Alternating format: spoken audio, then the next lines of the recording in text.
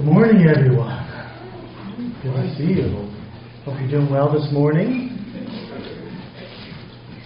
Welcome. If this is your first time looking around, maybe a couple people's first times. This class is called Lies My Culture Told Me About the Christian Faith. And the goal of this class is to talk about myths, false myths that are around in culture, and things that people tell us about the faith that are untrue. And today we're talking about the issue of slavery and Christianity as it relates to slavery. And this is something I will often hear from my own students about how Christianity supported slavery or condoned slavery, and somehow that's the essence of the Christian faith. And so this is a more nuanced topic. This is a more complex topic. They're all complex topics, but I think this one gets a little particularly tricky because there's a lot going on in the history of slavery, and it's a huge history. So we're going to talk a bit about the history of slavery, talk about the early church, how the early church responded to slavery, and how the history of Christians to a certain point responded to questions of slavery. So we can start with the ubiquity of slavery. And this is something, as I was researching for this class, I was actually quite surprised to see how widespread slavery was and is. Jeffrey Burton Russell, who's a historian at UC Santa Barbara, so he's in the Cal system, California, living in Santa Barbara, and working at UC Santa Barbara there, says, looking at the history of slavery, he says slavery is almost universal in the history of human societies. Almost universal, right? None of us here own slaves, correct? So it's not universal, but it's almost universal. Greeks and Romans, Arabs and Africans, Aztecs and Mayans, Chinese and East Indians, blacks and whites, Christians, Muslims, Jews, Hindus, Buddhists, Confucians, Native Americans, polytheists, monotheists, and atheists all had slaves at one time or another. So what he's trying to point out is this is something that is very, very deep. And then I have often wondered, what is it about human culture that tends towards slavery? And before doing this research, I never really realized how much slavery there has been in how many societies throughout history. Slavery continues to this day, and we see it in the oldest records of civilization. The oldest pieces of writing have references to slaves, and there is even evidence of slavery before that. From the oldest records of civilization down to the 21st century, slavery has existed. It continues to exist today when people are still enslaved, literally not figuratively, in sweatshops, the so-called sex industry, and even as domestics. And we see slavery today. We talk about human trafficking and labor slavery, sex slavery, and it continues today. So it's not something that's of the past. Right? So it's been with us for a long time, which makes me wonder, well, what is our hope? What is our hope in the face of slavery? And then I look to history, and I find a little bit of inspiration in this research too. So this is a heavy topic, just to warn you. I don't really want to lighten this topic very much, because I don't want to make trite of it. Right? This is a serious, upsetting, disturbing topic. I was seriously disturbed doing this research. Actually, I was going to have this class last week, and I was too disturbed to teach this class last week. So I put it off for a week, and I thought I still need to teach this class. So we're going to talk about today, and we'll talk about where it begins. The beginning of slavery is with agricultural surplus, urbanization. You have a steady supply of food, so you get more and more people. You start conquering societies, and you start enslaving other societies.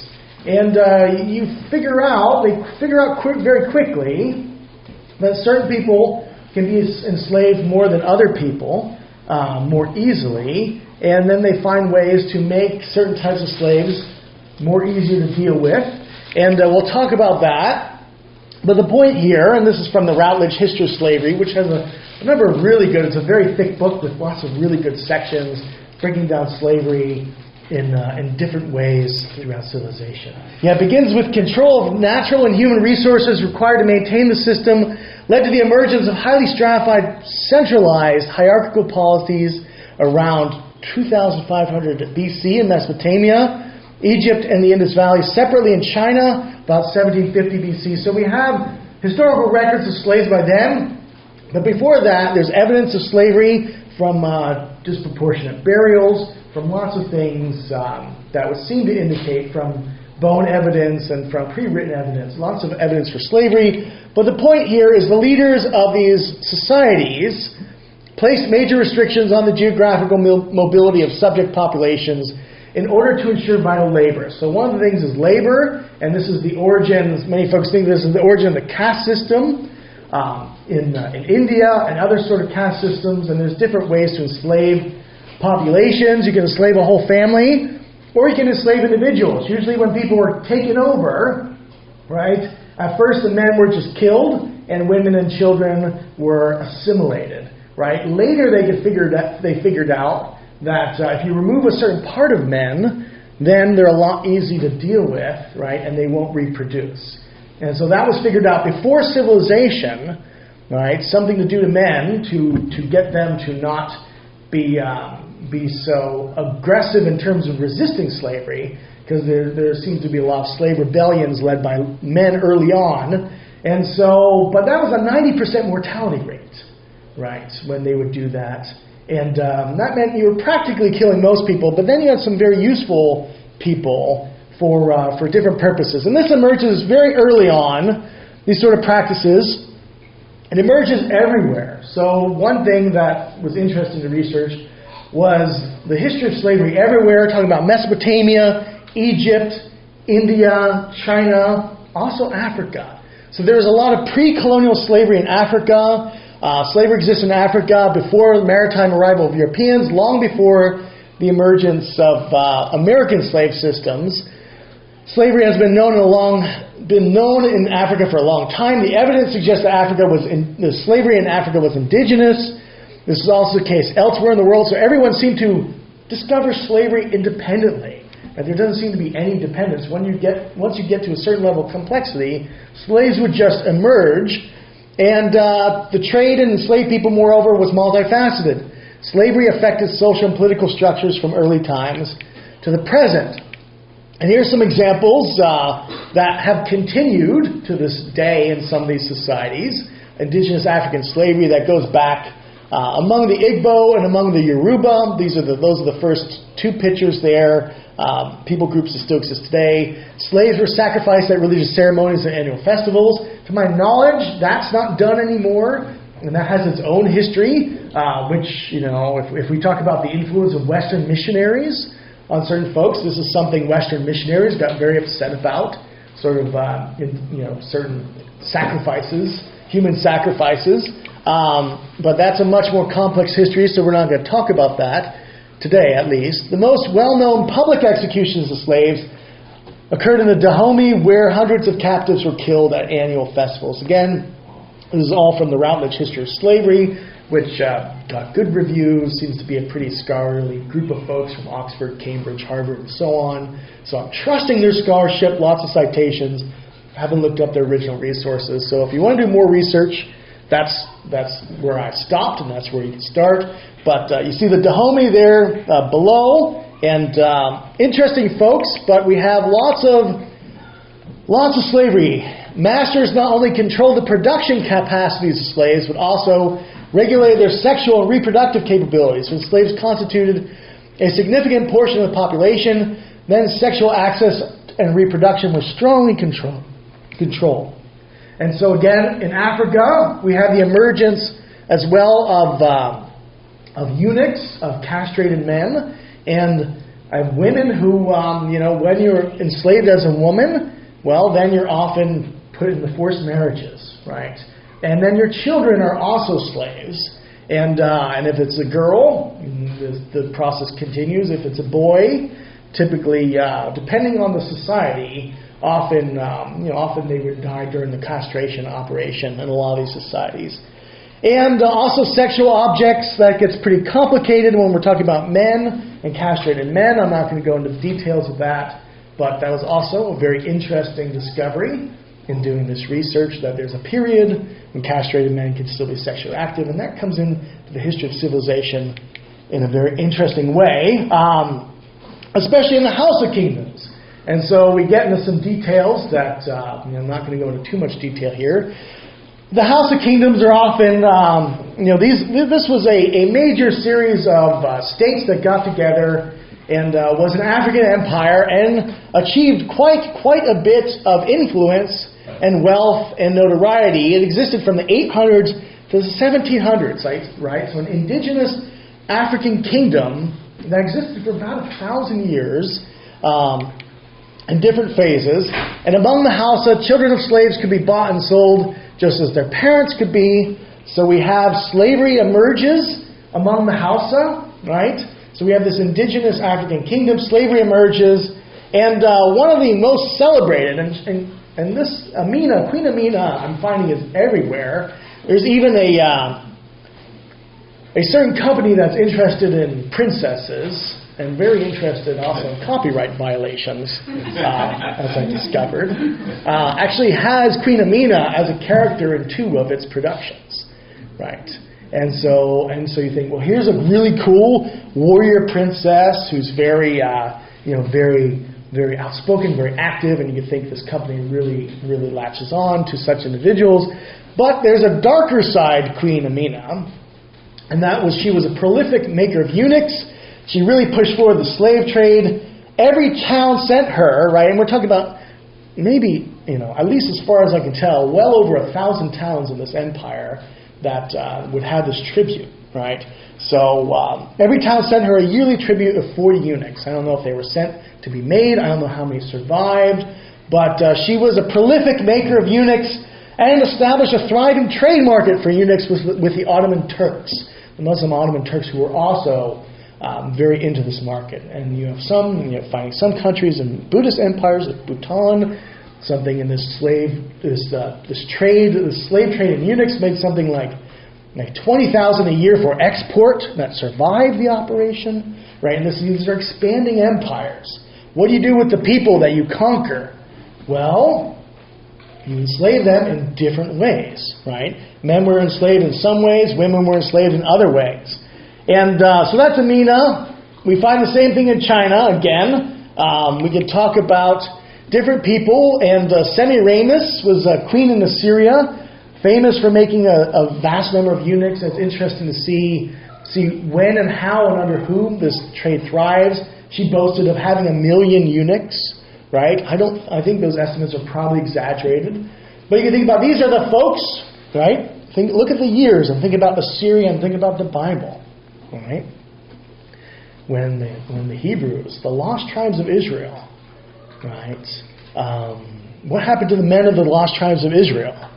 Well, you can get a sense from Semiramis, right, of why they didn't leave any descendants, right? So you can think about what's going on, and we find the same thing in China, right? Empress Wu Zetian boasted of having over 3,000 eunuchs attending her. And there's also, this is a very interesting history, another strange thing I discovered, when you have very powerful women, right? Again, the idea when you castrate a man, there's this period of sexual activity before the testosterone wears off. And so there's this whole, right, harems on both sides, but harems without having to worry about getting pregnant, right? So this is something that societies discover independently. Native Americans, I didn't find anything on eunuchs for Native Americans, but there is a law on slavery. Here's a book I was looking at talking about slavery among North American, Northwest coastal, indigenous Americans, and slavery. Some quotes from this book. Slavery was very prevalent among the Northwest Indians. Slaves made up 1/3 of the population in some villages. Slave status was hereditary. The children of slaves were slaves. And this is very complex. Not all societies, indigenous American societies, had slaves. But more than I thought did. And especially the larger the culture gets, the more stratified and the more powerful, the more wealthy, the more urban, then you always seem to find slavery. And so slavery is everywhere. And that was the point of that first part of this presentation. So then we could ask, well, what about the Christian response to slavery? All right, we have Christian empires on the rise, and lots of Christian kingdoms, and Rome became Christian. Rome's a slave society. What happened with slaves in Christianity? And when I look into this question, I find a lot of folks saying that Christians were just like everyone else. Or actually Miguel de la Torre, who's an ethicist from Cuba, says he doesn't even say they're like everyone else. See, I think he tends to make the point that Christians were worse. And he focuses on Eurocentric, Euro-American history, right? He says the white Christ of Euro-American history has been the Christ who justified the historical reality of colonialism, slavery, racism, and oppression. So you find lots of statements like this all over the place out there. And Miguel de la Torre is a very popular writer. His books are used in places like Fuller Seminary, North Park Seminary, right? Not surprisingly be in the GTU, right? But then the key evangelical seminaries, students are reading his stuff. And so these lies are out there. We'll see why they're lies in a moment. But he says the Catholic Church's use of the Bible to justify the Crusades, genocide, and slavery is a historical fact. Right? He talks about different types of genocides. The genocide of women, right? The genocide of the Crusades. And we talked about a lot of these topics. And he goes on. He talks about chastity belts. And we talked about chastity belts and how they never actually existed in this class, right? So he's buying into a lot of cultural ideas that are based on, what are they based on? And we talked about that too. This is a church, he's talking about the Catholic Church and the Euro-American Church, is a church whose ethics has historically accommodated and justified every form of human exploitation. And we could turn to someone else. Haitian sociologist Lynette Hebron says, no pope before 1890 condemned slavery. Well, that's a pretty definite statement. We'll see if it's true. One can search in vain through the interventions of the Holy See. That's the Pope. Those of Pius V, Urban VIII, and Benedict XIV. Right? Okay. We can check if he's right about that. For any condemnation of the actual principle of slavery. And he says we find none. Right? We find nothing. The popes are just silent as slavery is on the rise with the discovery of the New World. Another writer who's an ex-priest that rejected the Catholic Church wrote a book on slavery and the Catholic Church. And since the 6th century and right up till the 20th century, it has been the common Catholic teaching that slavery is morally legitimate. So we could test these statements. The Catholic Church, he says, did not actually repudiate slavery until 1965. Way behind the curve, right? And so you find a lot of discussion with just like Galileo, typical, the Inquisition promoted slavery, things like that. Lots of interesting statements about the church and slavery, mostly against the Catholics, interestingly enough. No one seems to want to pick on the Protestants when it comes to slavery. But we say, okay, well, what do we do with this? What's the truth of this? Does Christianity condone slavery? Did it always? Was there a point in Christian history that started condoning slavery? And so now I'm going to talk about what is the true historical record of the Christian church with regard to slavery. And I'm going to talk a lot about the Catholics because they bear the burden of these comments more than the Protestants. And then we'll talk about the Protestants a little bit too. And we'll see what the truth is behind this. So in the time of Jesus, slavery existed worldwide. Slavery was everywhere, as we talked about earlier, and made up well over half of the Roman population by the time of Christ. The economy of the Roman Empire was based on slaves. So slaves did everything. They were slaves who were very well taught. When places were captured, you had literate slaves, slaves who would teach the sons and daughters of noble men and women. You had slaves who did domestic work, agriculture, and urban trade. So you had a proliferation of slaves. And a lot of these slaves, the majority of these slaves were from captured, right? The Rome is an expanding empire. What do you do with these Germans? What do you do with these other folks that you get, right? In Africa, North Africa. What do you do with the Berbers? What do you do with these different population groups that you're capturing? Well, a lot of them ended up being slaves, right? Some famous Romans were slaves or almost sold into slaves. We have folks like St. Patrick who were sold into slavery. So the thing with Roman slavery is you could be sold into slavery, but you can get out. And slavery wasn't racial either. Right? None of these societies thus far have a very strict racial slavery either. But in Rome, we find lots of variety of slavery. Right? The gladiators were slaves. And so for entertainment. So death by entertainment, the worst form of slavery in the Roman Empire, arguably, is the Roman mines. So hundreds of thousands of men were in mines from Britain to Egypt. And here's a contemporary account by a Roman historian about life as a slave in the mines from his own observations. He says, in the mines, the slaves are all in chains all the time, never let out of the mines. They never see the light of day. All kept at work continuously, day and night. There is no indulgence, no respite. They are kept at their labor by the lash until overcome by hardships, they die in torments. Their misery is so great that death is welcomed as a thing more desirable than life. Right? And the loss of life among Roman slaves in the mines was crazy. Right? But Rome's an expanding empire. And you think about when he's writing this, there's plenty more where they came from. Right? There's all these men. Well, they're more valuable in the mines than killing them, and they're easily controlled because where are they going to go? They're all in chains. We'll just work them till they die. They can kill themselves. We just cut them from the chain, throw them in a mine shaft, and next, right? So this is pretty brutal slavery. This is the worst. There's all kinds of slaves. If you're a well-educated slave, you did better, right? So the mines wasn't for everyone. We can think about different types of men, and the slavery of men, the slavery of women. Women were primarily enslaved as domestics, and so most women slaves were the core of the household economy, according to resources, keeping Roman households functioning, right? Working as nurses, not working, enslaved as nurses, enslaved to sewing, baking, cooking, weaving, right? Keeping society alive. Sometimes we find accounts of slave women freed on the condition they marry their ex-owner, and then their children are free. So you can think about, is that something, right? Is that something that someone would want to do or not? It's like the prospect of free children. And there's always the potential for both men and women to be freed. Right? In Rome, you could just set your slaves free. You could give them a certificate of manumission, and maybe a slave risked his or her life to save you. And then we find accounts of people being set free. So there's hope. There's hope in this context.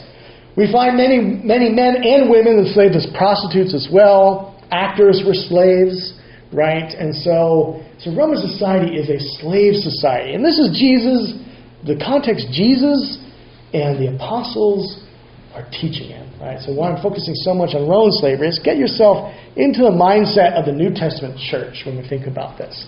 Right? Slaves are everywhere, and we find other aspects of slaves. Roman poets, Martial and Statius, used erotic language to describe male slaves and eunuchs as women's pets. So eunuchs also exist in Rome. These are frescoes from Pompeii that I'm not really going to talk about, but they both show slaves as the pets of women, right? And both of these slaves are eunuchs, and they're explicit. That's why there's a big black box over them, right? Because I don't want you to see what the slaves are doing.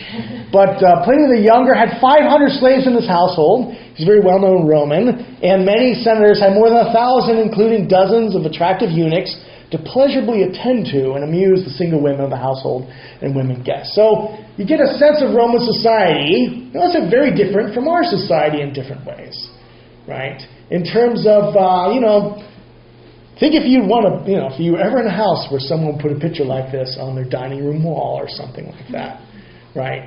And you're thinking, well, this probably isn't, probably not in a Christian household. But you find this in large villas in Pompeii. So Roman slavery, how did the Christians respond to this? I gave you a taste of Roman slavery. How did Christians respond? Well, Jeffrey Burton Russell, writing on the history of slavery, says Christian theologians and other Christian writers clearly did not take Paul's writings as promoting slavery. And he's responding to people who say, well, look at the writings of Paul. Paul is justifying slavery. And if that is the case, that's not how the early Christians interpreted Paul, right? They clearly didn't see Paul as promoting slavery. Instead, early Christians gradually and successfully pressed for greater rights for slaves. Christians recognized slaves' marriages as binding. If a free person marries a slave or two slaves get married, That's legitimate for the Christian church, right? That's not legitimate for the Roman Empire, right? No barriers between slave and free marriages. We find all these slaves and free people getting married in the Christian church. That's controversial in Roman society. That is undermining society. That's creating havoc in society. Think about why early Christians were persecuted. They're not living by the rules, right? We also find slaves taking part in all Christian worship with free people without distinction. No status difference between slave and master. Sitting together in the congregation.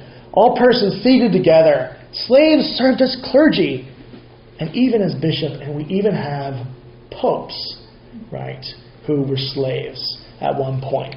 And even Onesimus, who's mentioned in Philemon, we know that he wasn't a slave for very long after Paul's writing, because we find out that he eventually became the bishop of Ephesus. Right? So he was freed, and we find out by a disciple of Peter the apostle, Ignatius of Antioch, right, says that Onesimus, he talks about Onesimus in his letter to the Ephesians. And so he's addressing him. So he's a bishop at Ephesus. Right? This is the same Onesimus that Paul is saying, return to your master. But that's not the end of the story, right? Ignatius of Antioch describes how the church funds were used to buy freedom for slaves, so that's something tithes went to, right? Offerings. We're going to try to free your brothers and sisters. Imagine in this room, we're sitting in a room with people who are enslaved. We want to do all we can to set them free. So we buy their freedom. Clement of Rome talks about some Christians seeking to follow Christ's example, even surrendered their own freedom to ransom others from slavery. So you do an exchange. Imagine that. You think, I feel called to take your place as a slave for this person. And the master agrees and says, okay. Right? What a crazy calling. Right? Think about that. Why? Because they wanted to follow Christ's example. They want to be first in the kingdom of God. If you want to be first, you must be the slave of all. Well, how do you do that? Become an actual slave if you're not. Right? So some Christians are reading this. That's what they decide to do. David Bentley Hart says, one should not ignore the very real differences between pagan and Christian attitudes towards slaves. He's responding to atheist accusations in this book about slavery. He says, the Christian church admits slaves to full membership, allow them full access to mysteries, required masters and slaves to worship and pray together as equal members of one household of faith. We find that after 300, and especially after Christianity was a legal religion, that the moral pressure to fully emancipate slaves mounted. Some early church fathers, there's plenty of them writing about slavery. Gregory of Nyssa condemned the whole institution without a question. Talks about as a grievous sin to own slaves, and just lashes against it. And he's Saint Gregory of Nyssa. Augustine, we all know. John Chrysostom, who was the bishop of Constantinople, the capital, right? So the main Christian in Washington, D.C., who has the ear of the emperor, right, in this early phase, preaching that slavery is a sin because it's not gone yet. Right? Constantine didn't immediately outlaw slavery. He did pass laws almost instantly when he became a Christian, so slaves can't be branded, right? Because that's cruel. And so he starts passing anti-cruelty laws from the beginning, which we can see. But it's not gone yet. So Christians are preaching against it. David Bentley Hart says, the demand that Christian masters regard their slaves as kindred rather than chattels and treat them with justice, gentleness, charity is a frequent refrain in the writings of some of the greatest of the early church fathers. Clement of Alexandria, Gregory of Nyssa, John Chrysostom, to name a few. And we find by 700, slavery has pretty much disappeared. And we find that some slave societies in Europe, such as the pagan Vikings, so the slave societies we find in Europe after 700 are pagan slave societies, Scandinavian slave societies. And Charlemagne is opposing slavery in his empire in the 700s. He's very much an opponent of slavery, and also many clergy, right? Serfs start to emerge. It's important, again, to emphasize, serfs are not slaves. Serfs are, in this book, it says serfs resemble hired labor more than it did slavery. And this title of this book, Slavery and Serfdom in the Middle Ages, Selected Essays. Mark Bloch, right? Very exciting cover, image, very academic book. Right? So he cites his resources. So if you want to read about serfdom and slavery, that's a good book on it.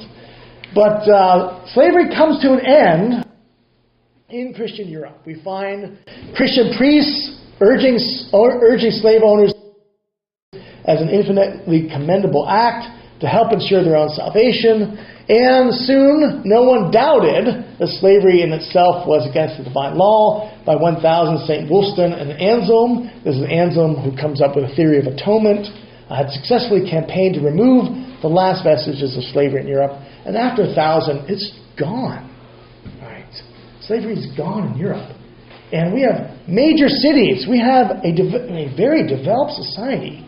And this is exceptional.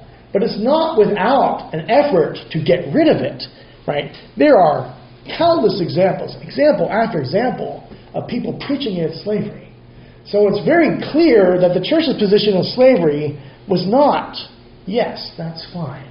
Right? We don't find that in any leading Christian who's arguing that.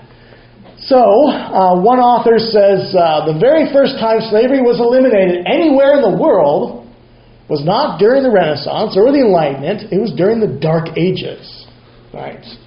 In quotes, and we talked about why it wasn't so dark. And it was accomplished by clever church leaders who first extended the sacraments to all slaves. Soon the clergy began to argue that no true Christian or Jew should be enslaved, and then that spread to everyone. And so this was a gradual process, but the Christianization of the Roman Empire led to the terminal decline of the institution of slavery. Rodney Stark says at the fall of Rome, there was slavery everywhere in Europe. By the time of the Renaissance, it was long gone. But what about its return? Right? So it's gone during the Dark Ages, but then when the Enlightenment, the Renaissance starts to dawn, slavery starts to return. So we might ask, well, how did that happen? Why did it happen? How did we get such a crazy, horrendous, disturbing slave trade across the Atlantic to the New World? How did that happen? Well, to answer that question, we have to go to the Islamic slave trade, right? And I don't want to say too much about this because, again, this is controversial stuff and it's being recorded. So, and I don't want to, be tagged as a hate group, on YouTube, which can very easily happen. So I'm going to try to be subtle here. When we look at Islamic society, we find lots of slaves, and then that's not at all a controversial fact, right? If you want lots of details, here's two books. This one, Islam's Black Slaves, and this one, Christian Slaves, Muslim Masters, right? And what we find is we actually have both white and black slaves in the Islamic Empire. So this book estimates in one period during the late Ottomans, there was something like 2 million white slaves enslaved in the Islamic Empire. We find lots of them being eunuchs, right? And so this is expansion. You have an empire expanding, and what do you do with the men as you expand? And Islamic empires do the same thing. Women served different purposes as slaves, right? None of them pleasant, right? So slavery is all throughout from 622 to 1981. That's not a typo. We'll talk about that in a moment. Estimates say maybe over 15 million African slaves were taken north and east by Muslims from the 600s, the late 1800s, right? That's a lot of lives, right? And these are the ones who survive, right? Again, if we talk about 2 million people, we can talk about we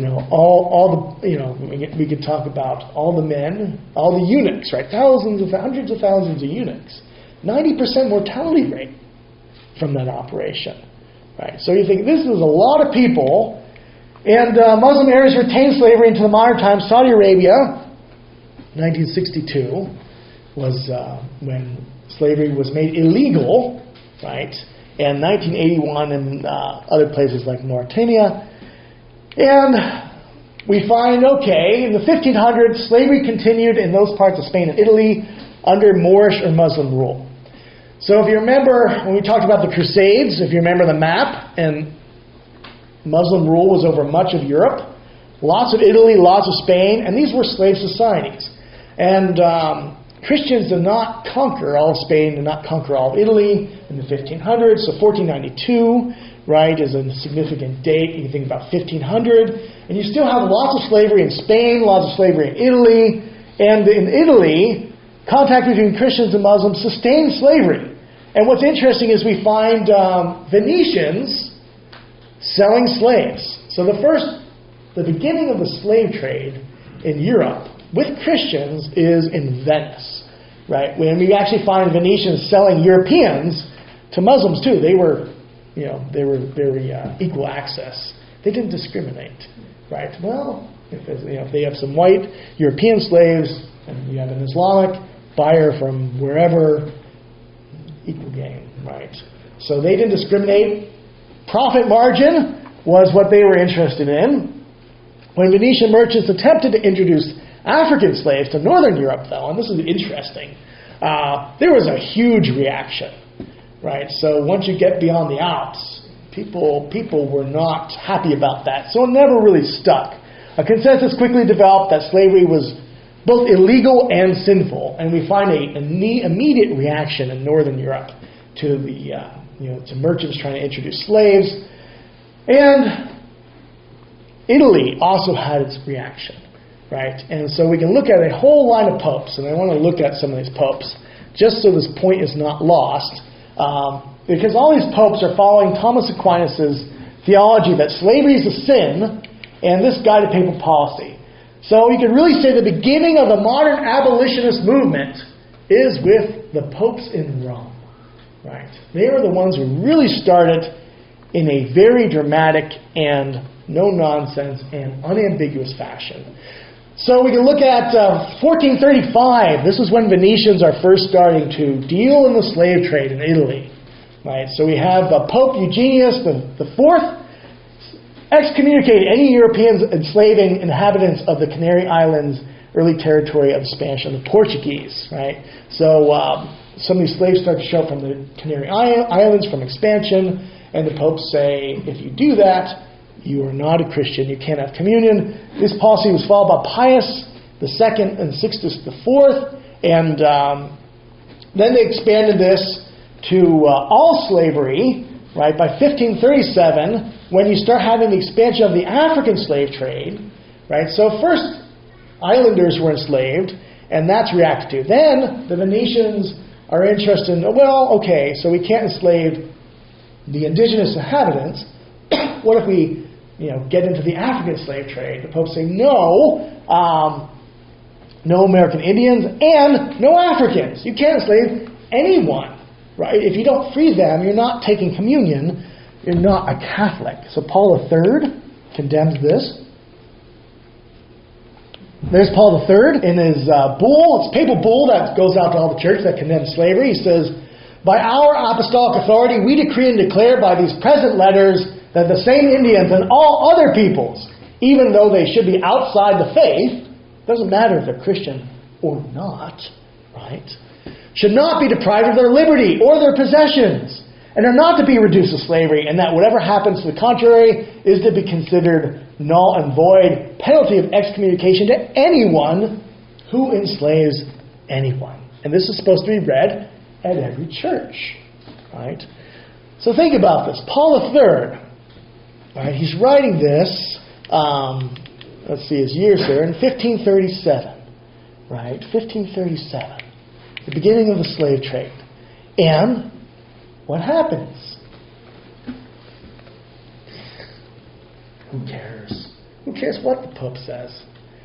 Anyone know what else is going on in the 1500s, early 1500s? The Protestant Reformation. Can the Pope stop it? No. The Pope can't do anything. The Pope is having serious power issues at this point in the Church's life. So it's very easy to ignore the Pope. But we can look at lots of them. We can find high-ranking Jesuits who are developing ideas like the inalienable rights of people to have life, liberty, and every human being as inherent. We find Gregory the 14th repeating the condemnation of slavery of the Indians, and Urban the 8th, this is Galileo's pope, who condemns slavery of Africans, Indians, and anyone, right? All these popes are saying you can't enslave anyone, and I'm just cherry-picking popes here, right? There are so many popes condemning slavery, right? There's a list of like 20 popes, each of them consistently condemning slavery, and no one cares. I mean, this is the pope. There's bishops too. There's cardinals too. But I want to focus on popes, because this is the top of the Catholic Church, right? To say the Church said nothing about slavery, like Miguel de la Torre does. Well, the Church just ignored slavery consistently until the 1960s. I don't know what papal records he's looking at, honestly, because it's not very hard to find this stuff. The Inquisition, this is my favorite, that the Inquisition condemned slavery, right? So here's the Inquisition, the hero of the day, right? Very harsh, right? Anyone who's enslaving anyone else has to face the Inquisition, right? So we can think about this history, and we find that all these condemnations from the Church are squarely against the economic interests of countries like Portugal and Spain. Right? They have a lot to gain economically from slavery, so they ignore Catholic clergy who are attempting to put these condemnations into practice. In churches where these bulls were read, some of these priests were martyred. Right? So it's so sensitive. So you have Jesuits, you have other priests who read these things, and people attack them. Mob violence, right? Churches burned down, right? I said, well, that's a score for Christians. If you're anti-slavery and your church burns down, you're doing something right, right? So I want to give them credit for this. And by far, though, the biggest heroes of the day were the Jesuits in the New World. And the Jesuits in the New World are fascinating. If you've ever seen the movie The Mission, that's just the tip of the iceberg. But Rodney Stark writes, to prevent enslavement and exploitation of Native Americans, the Jesuits guided the creation of a remarkable and strangely forgotten sophisticated Indian civilization that eventually was utterly destroyed by Spanish and Portuguese armies, right? They fought back, and they actually won. They actually won the Guaranese Wars, but it took an alliance between Spain and Portugal to defeat the Native Americans under the guidance of the Jesuits. And so the Jesuits were fighting back over this issue of enslavement, and the mission does justice to that episode of history in a dramatic way. So what was the reason for the rise of slavery in the Christian West from the 1500s to the 1800s? One could say, like Rodney Stark and others do, that it had to do with the decline of the influence of the church in many different spheres of life, the rise of economic factors that made it very convenient to ignore faith, right? You needed a moral revolution, but that moral revolution wasn't going to come until the late 1700s, early 1800s, with folks like William Wilberforce and others.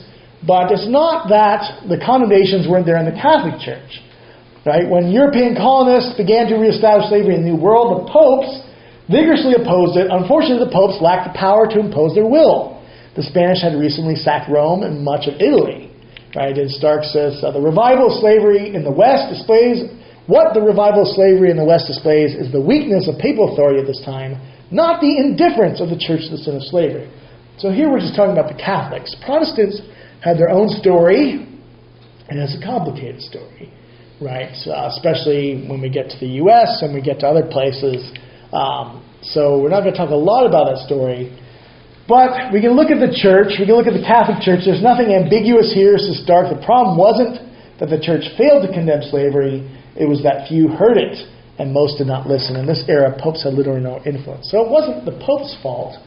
And we say, well, what was the Protestant response to slavery? What was the response of slavery in the development of the United States of America, which is supposed to be a Christian nation, right? And what's the role of economy? What's the role of religion?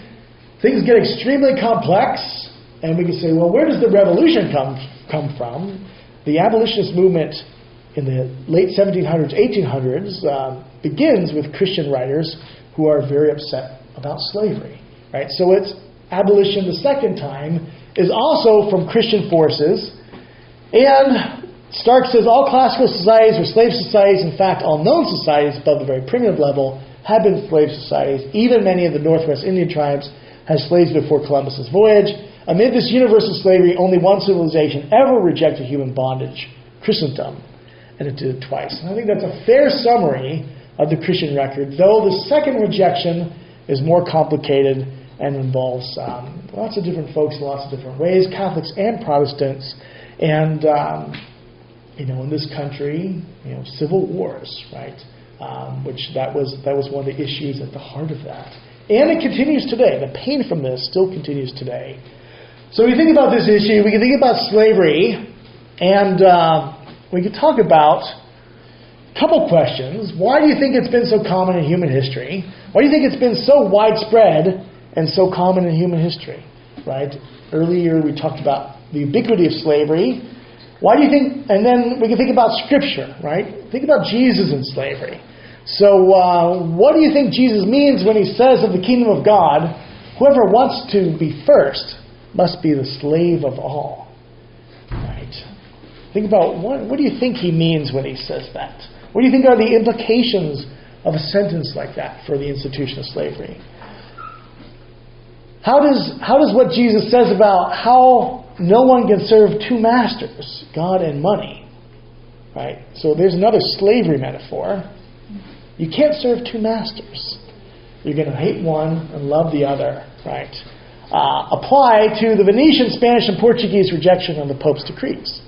Think about the economic role. Right? What's the role of money in the institution of slavery as opposed to the Christian message?